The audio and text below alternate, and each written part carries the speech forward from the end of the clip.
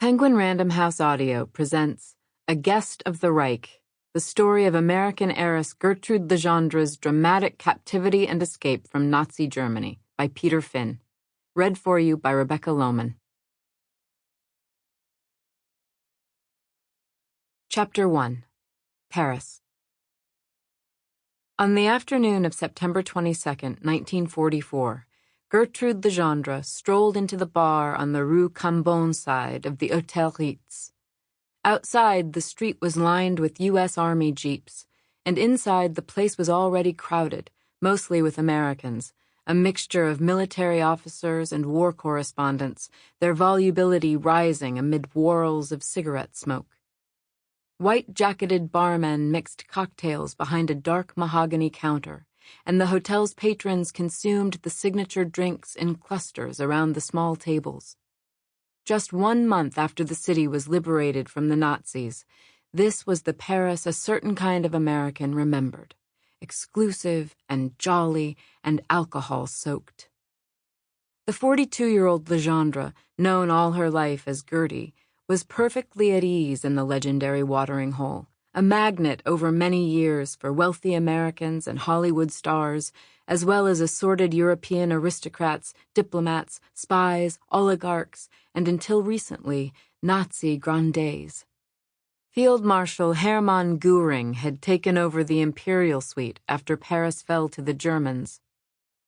Gertie knew the head barman, Frank Meyer, from previous visits to the Ritz, including a stopover in the winter of 1928, when she was 26 and on her way to a big-game hunting expedition in East Africa.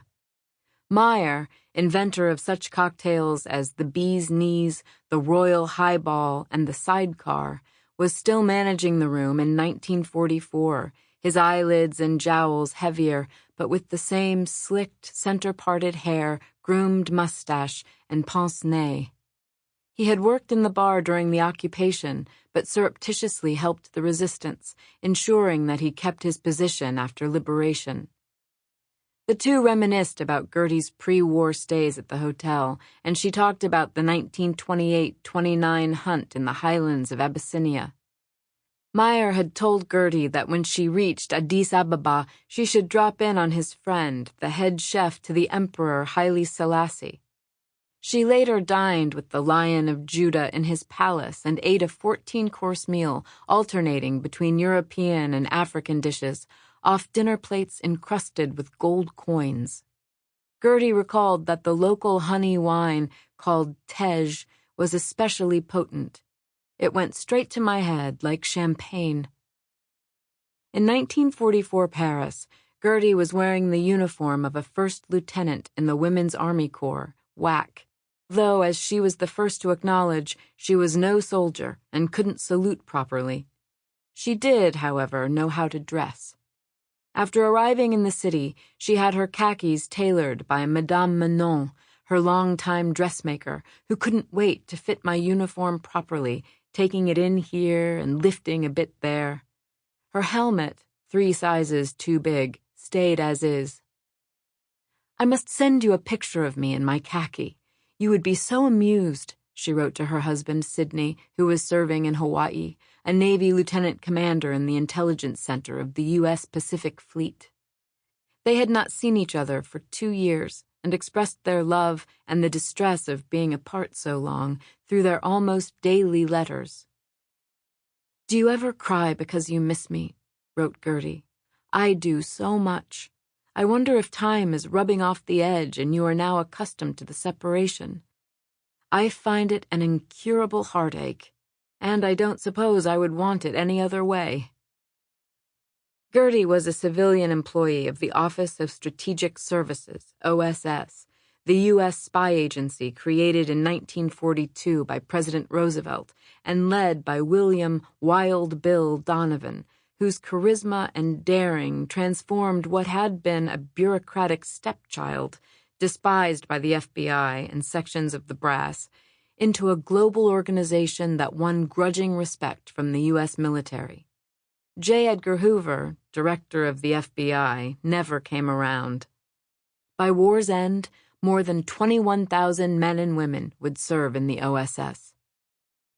Gertie had until recently headed the cable desk at the London branch, overseeing the distribution of all top-secret communications in and out of a building that ran European operations. The office was a key point of contact for the governments in exile in Britain. It ran agents into occupied Europe, managed relations with the prickly British services, which resented the growing independence of the OSS, and formulated plans for operations against the Reich after D-Day.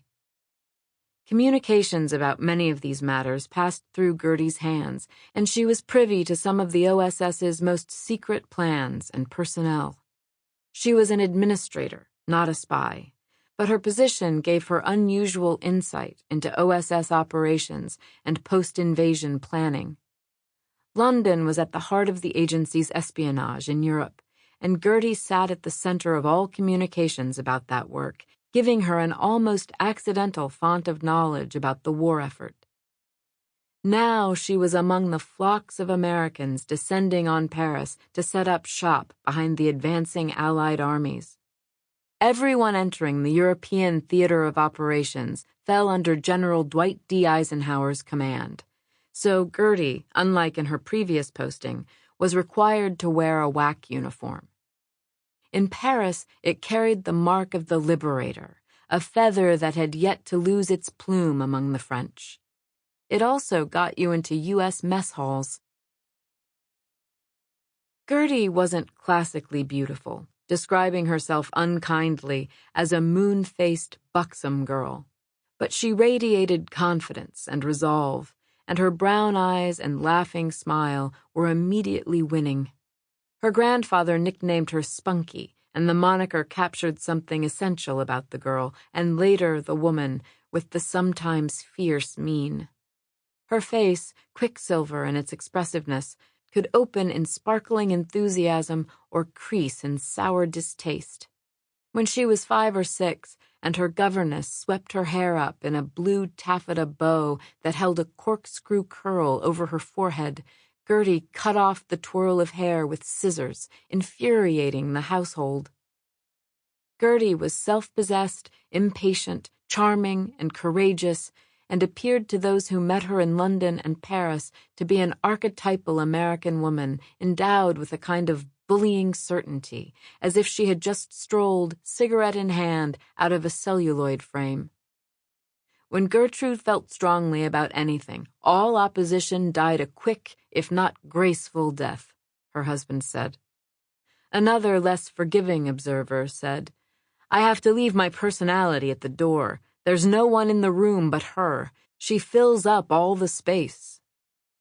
She was, in fact, the inspiration for the character Katharine Hepburn played in the movie Holiday, based on the 1928 Broadway play by Gertie's friend Philip Barry. Hepburn's character is an amusing, cocky, sometimes abrasive society girl who wants to escape the confining expectations of her family's fabulous wealth. The play, with a light comic touch, captured some of the undercurrents of dissatisfaction with the materialism of the Jazz Age just before the crash, but without ever probing the theme too deeply. Gertie's desire for escape, too, was more intuitive than the result of any great introspection. "I look ahead. I always have," Gertie said. "I don't contemplate life. I live it."